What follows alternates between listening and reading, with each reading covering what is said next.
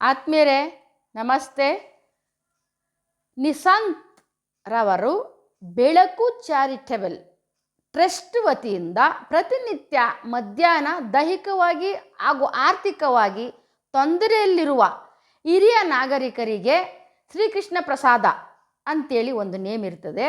ಅದರಲ್ಲಿ ಊಟವನ್ನು ಅವರ ಮನೆಗೆ ಉಚಿತವಾಗಿ ತಲುಪಿಸುವ ಕೆಲಸವನ್ನು ಅವರ ಟ್ರಸ್ಟ್ ಅಂದರೆ ನಿಶಾಂತ್ ಎಂಬವರ ಟ್ರಸ್ಟಿಂದ ನಿಮಗೆ ಈ ಪ್ರಸಾದವನ್ನು ಒದಗಿಸಿಕೊಡಲಾಗುತ್ತದೆ. ಅಂದರೆ ಅಲ್ಲಿ ಇರ್ತಕ್ಕಂಥ ಊಟದ ವ್ಯವಸ್ಥೆ ಅನ್ನ ಸಾಂಬಾರು, ತಿಳಿ ಸಾಂಬಾರು, ಪಲ್ಯ, ಮಜ್ಜಿಗೆ ಇರುತ್ತದೆ.